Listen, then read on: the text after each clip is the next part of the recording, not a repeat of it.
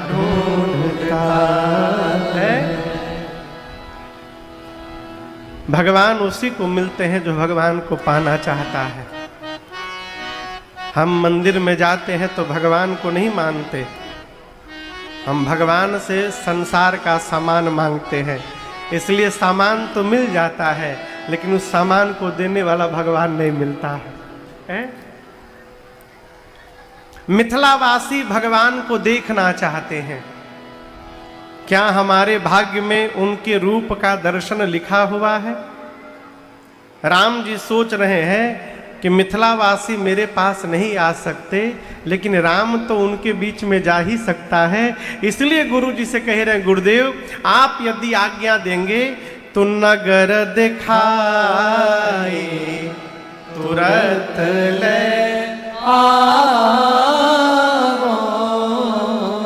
आप कहेंगे गुरु जी तो मैं जाऊंगा, नगर दिखा करके लक्ष्मण जी को तुरंत लेकर के आऊंगा।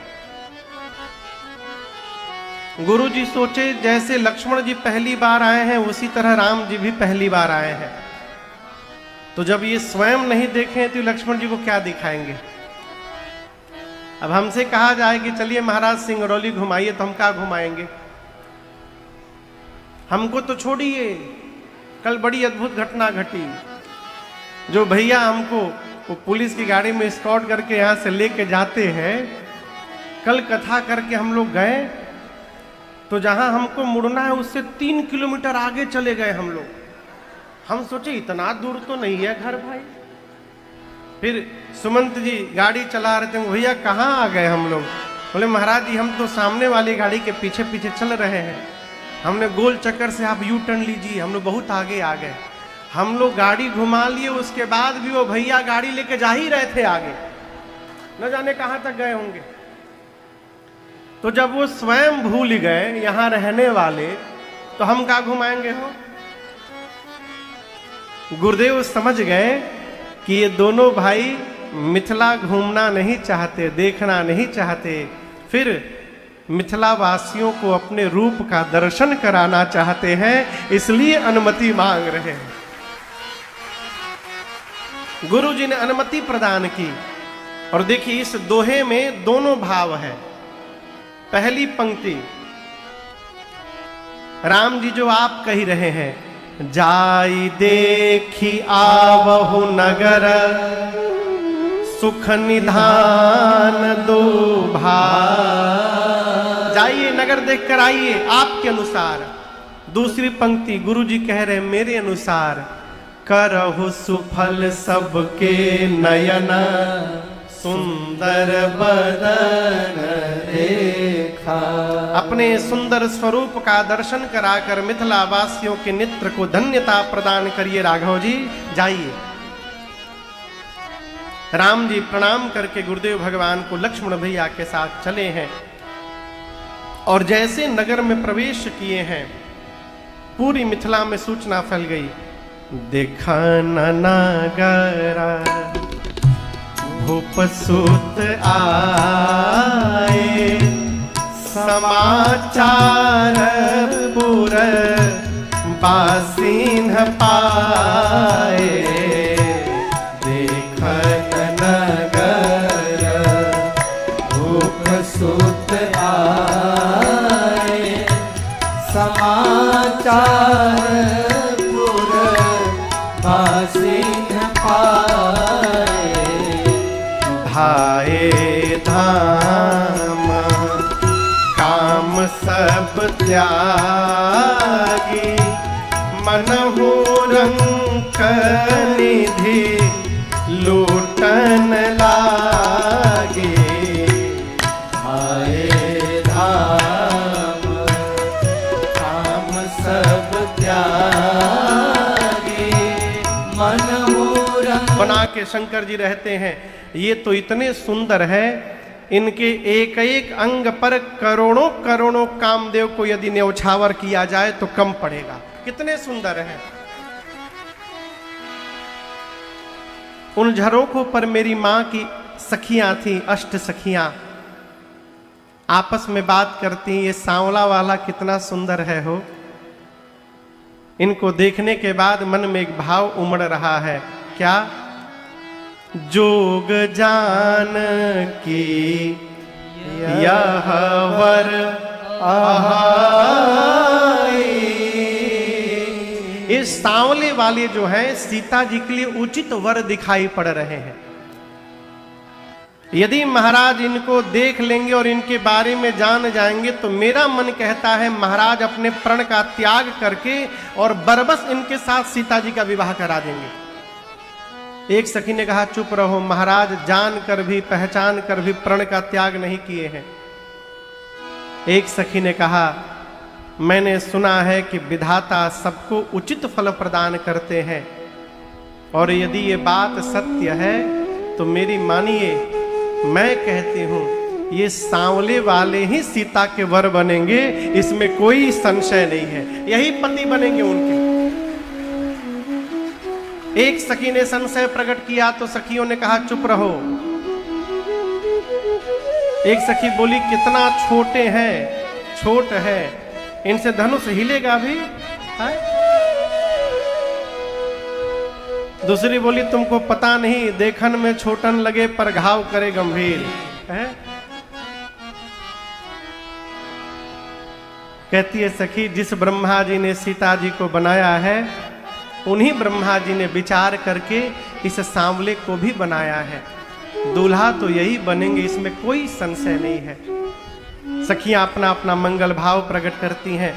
भगवान बच्चों के साथ धनुष यज्ञशाले का दर्शन करके गुरु जी के पास जाते हैं। संध्या भई, बयारू आरती, रात्रि भोजन, विश्राम। सबसे पहले गुरु जी सोने गए तो राम लक्ष्मण जी मिलकर गुरु जी के श्री चरण की सेवा में लग गए। लगे चरण चापन दो भाई। बार बार गुरु जी के कहने पर राम जी सोने गए। फिर लक्ष्मण जी राम जी की सेवा करने लगे और जब प्रभु ने बारंबार लक्ष्मण भैया से कहा सोने को तो लक्ष्मण जी भगवान के श्री चरण के पास ही लेट गए। प्रातः काल रात्रि बीतने के बाद जब मुर्गे ने आवाज लगाई तो मुर्गे की बाग को सुनकर लक्ष्मण भैया जगे। राम जी के चरण की सेवा किए तो राम जी जगे और दोनों भाई मिलकर गुरु जी की सेवा किए तो अंत में गुरुदेव भगवान जगे। प्रातः क्रिया से निवृत्त होने के बाद अब यहां दर्शन करिए स्वभाव का। आजकल तो बोलने के बाद भी लोग काम नहीं करते हैं। यहां राम जी मन में विचार किए कि गुरुदेव भगवान पूजन करेंगे तो पूजन में पुष्प दल लगेगा। तो राम जी स्वयं जाकर गुरु जी से अनुमति मांगते हैं, गुरुदेव आज्ञा हो तो हम पुष्प दल ले आवे।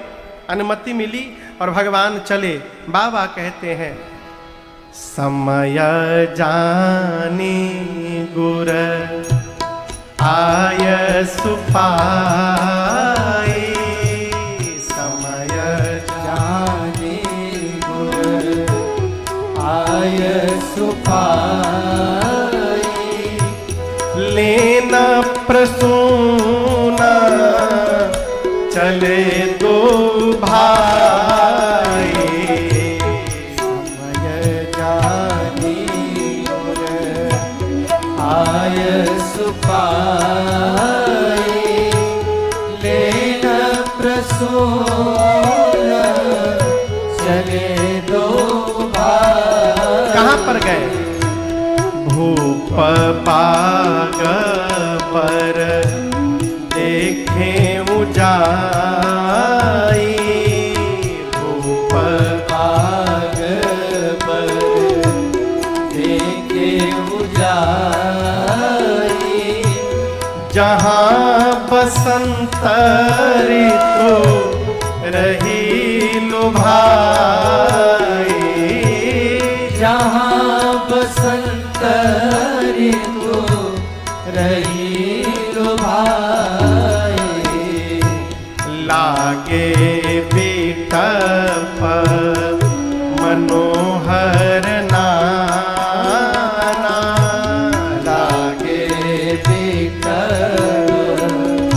मनोहर नाना। बरन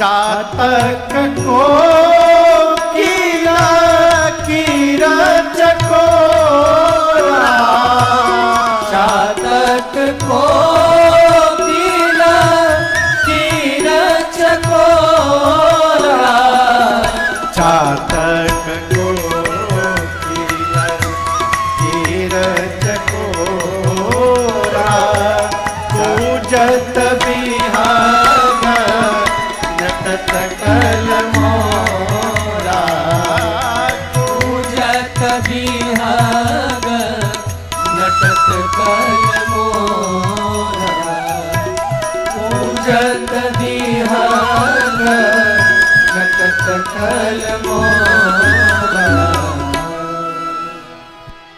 गुरुदेव भगवान से अनुमति लेकर राम लक्ष्मण जी पुष्प दल लेने गए। कहां गए?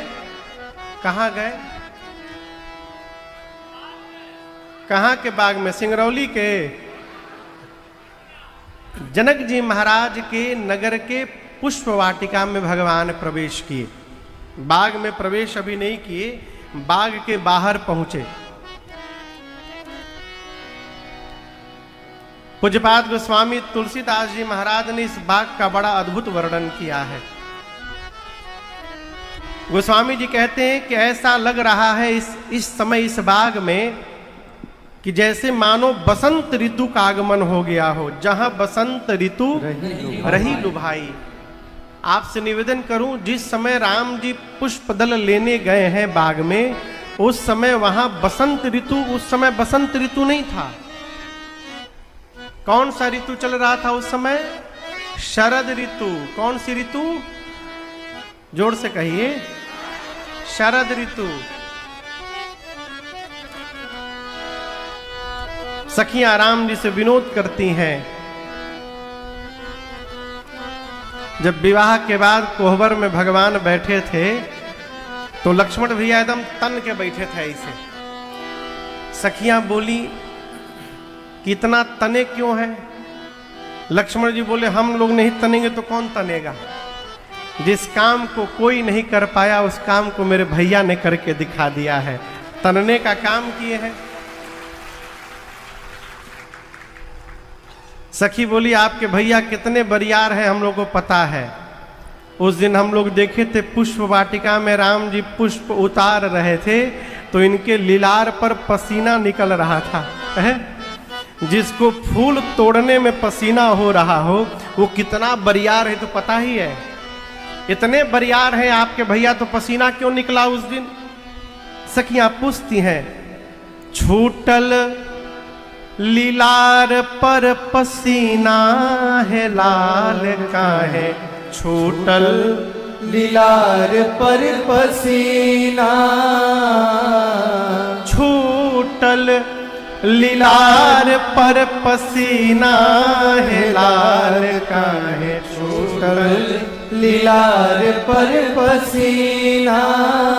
आगे कहती है शरद के प्रभात रहे नाही दोपहरिया, शरद के प्रभात रहे नाही दोपहरिया, नाही रहे जेठ के महीना है लाल का है, छूटल लीलार पर पसीना। जिस समय भगवान आए हैं पुष्प वाटिका में पुष्प लेने के लिए उस समय शरद ऋतु चल रहा था। लेकिन गोस्वामी जी कहते हैं शरद ऋतु में ही ऐसा लग रहा है कि मानो बसंत ऋतु का आगमन हो गया हो। बसंत ऋतु में सब जगह हरियाली और नवीनता दिखाई पड़ती है। भगवान जहां पहुंच जाते हैं वहां सब कुछ नया ही हो जाता है। गोस्वामी जी कहते हैं लागे बिटप मनोहर नाना, बरना बरन बर बेली बिताना। एक भी जिस भी पौधे की ओर वृक्ष की ओर दृष्टि जाए लगता है वो पौधा वृक्ष इतना सुंदर है मन का हरण कर लेगा। किसी भी पौधे पर पुराना पत्ता नहीं, पुराने पुष्प नहीं, न पुराना फल, नव पल्लव फल सुमन सुहाए। इतना सुंदर बगीचा है जनक जी महाराज के नगर में, जिसको देखने के बाद देवलोक से देवराज इंद्र को भी लज्जा आती है कि उनके देवलोक में भी उतना दिव्य बाग नहीं है जितना मिथिलापुरी में जनक जी के पास बगीचा है। बाग के बीच में पार्वती जी का मंदिर है सुंदर। मंदिर के ठीक बगल में एक सुंदर सरोवर है, तालाब, जिसकी सीढ़ियां मणियों से सुसज्जित की गई हैं। भगवान आए, चारों तरफ देखे, बाग तड़ाग बिलो की बर, हर से बंधु समेत। भगवान गदगद हो गए। अब यहां दर्शन करिए, भगवान सीधे बाग में घुस नहीं गए। राम जी मालियों को ढूंढने लगे जो उस बाग की देखभाल करते हैं। क्यों? बिना अनुमति लिए किसी के यहां से भी कोई सामग्री नहीं लेनी चाहिए। बतिया बुझाता?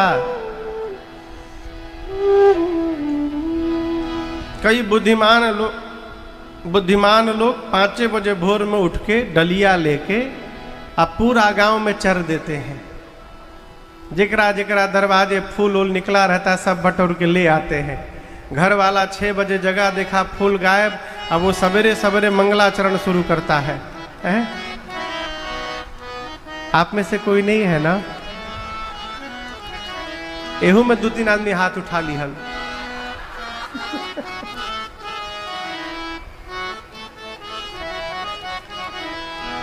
राम जी मालियों को ढूंढते हैं। माली आए, राम जी ने पूछा कि गुरु जी के पूजन के लिए पुष्प दल चाहिए, हम भीतर जाएं? माली बोले नहीं जाएं, आप भीतर नहीं जा सकते। लक्ष्मण जी बोले क्यों? हम भीतर क्यों नहीं जा सकते? मालियों ने कहा पढ़े लिखे बोले आप पढ़ाई। हमका लगाई दिहिन टोना, कौन? किशोर गोर सांवरो सलोला। सखी कहती है कल जो बाग में आए थे वो इस समय कल जो नगर में आए थे इस समय बाग में आए हैं दोनों। एक सखी पूछी यहां क्या करने आए हैं? फूल लेने आए हैं क्या? बोली नहीं, फूल लेने नहीं आए हैं। देख कितनी चतुर है। सोची यदि बता दूं कि राम लक्ष्मण पुष्प लेने आए हैं तो राम जी की महिमा घट जाएगी।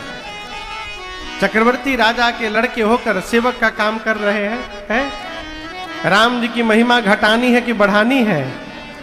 कहिए तो सही बोलने से महिमा घट जाएगी, झूठ बोलो।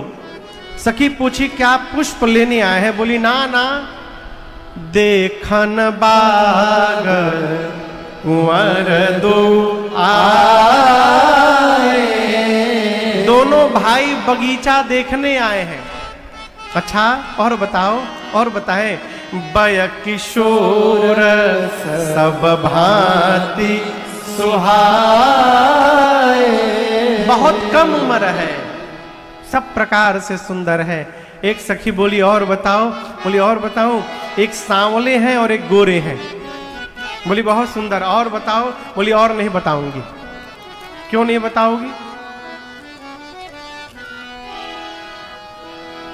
आंख देखी है उसके बयान ही नहीं, आंख देखी है लेकिन उसके बयान ही नहीं। होठ बोले क्या उसके नयन ही नहीं, होठ बोले क्या उसके नयन ही नहीं। कहती है जिस आंखों ने देखा है उन आंखों के पास जिह्वा नहीं है कि वो आंखें बोल सके, और जो जिह्वा बोलती है उसके पास आंख नहीं है कि उसने देखा है। देखा है किसने? आंख ने। अब बताना किसको है? जिह्वा को। देखे कोई और और बतावे कोई और, कैसे संभव है? हम तो कहते हैं जिन आँखों से मैंने देखा है, चलो उसी आँख से तुमको दिखा देती हूँ। चली अग्र करी प्रिय सखी सोई, प्रीति पुरातन लखई न कोई। उस सखी को आगे करके मेरी माँ चली है और एक लता की ओट में आकर उस सखी ने सीता मैया को भगवान का दर्शन कराया है। जैसे मैया ने भगवान को देखा, ऐसा लगा मानो जन्म जन्म का खोया हुआ खजाना वापस प्राप्त हो गया हो। नेत्र बंद करके माँ ने खूब भगवान को निहारा। थोड़ी देर बाद जो सखी भगवान को देख करके गई थी, उस सखी ने जोर से कहा सीता मैया से, सीता जी चला जाए, बहुत विलंब हो गया, कल फिर इसी टाइम हम लोग को आना है। पुनी आ उब यही बेरी आ काली। बहुत चतुर है, कह रही थी सीता जी को, लेकिन जोर से बोलकर सुना रही थी राम जी को कि हम लोग कल इसी टाइम फिर से आने वाले हैं, तो आप भी पुष्प लेने कल इसी समय बाग में आइएगा। ये प्रसंग कहता है कहीं भी मंदिर में जाने पर या घर में ही आप भगवान की पूजा कर रहे हैं, पूजन करने के समय, पूजा करते समय अर्पित किया हुआ भगवान को पुष्प यदि नीचे गिर रहा है तो उसको दोबारा न लगाइए। क्यों महाराज? वो भगवान आपसे प्रसन्न होकर आपको आशीर्वाद दे दिए हैं, उस पुष्प को सिरोधार्य करिए। ये आशीर्वाद है। हाँ, आप कोई तकनीक लगा के ना गिरावे। बहुत चतुर लोग भी है ना, हल्का फंसा के रख देंगे कि तनिको हिलेगा तो गिर जाएगा। ऐसे नहीं, अपने आप गिरे। आशीर्वाद है, स्वीकार करिए उसको। गले की माला खसक के सीता जी के आंचल में गिर गई। पार्वती जी बोली, सुनु सिय सत्य आशीष हमारी। हे सीता जी, हमारे आशीर्वाद को सत्य समझिएगा। क्या? पूजी ही मन कामना तुम्हारी, आपकी मनोकामना पूर्ण होगी।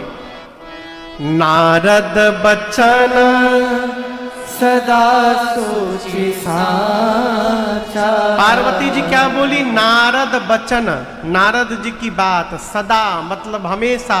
क्या है? सूची साचा। सूची यानी पवित्र और साचा मतलब साचा माने सत्य। नारद जी कभी असत्य नहीं बोलते। आजकल नारद किसको कहा जाता है? हाँ, इधर उधर जो करे, नारद जी का ही काम था का है?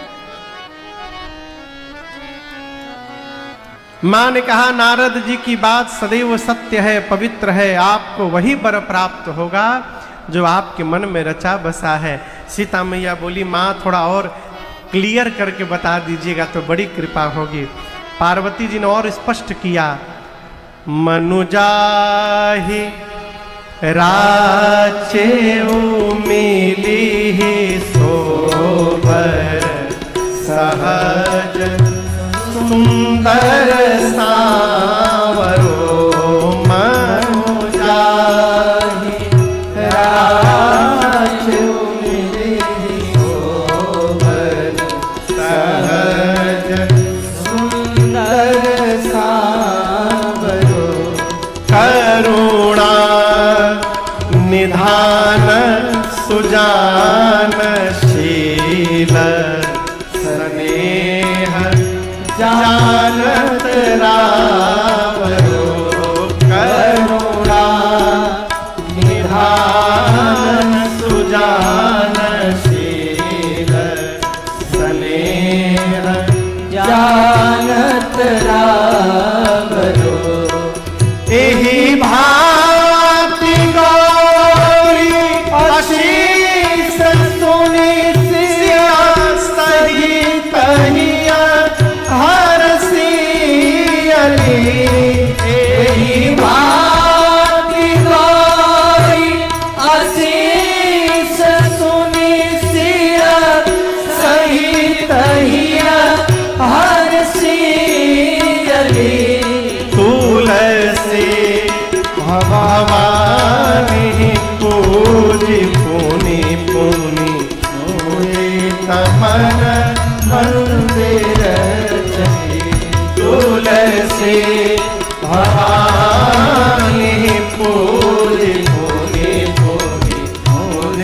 तपन मंदिर चलिहा मोदीर तपन मंदिर चलिहा मोदीर तपन मंदिर चलिहा।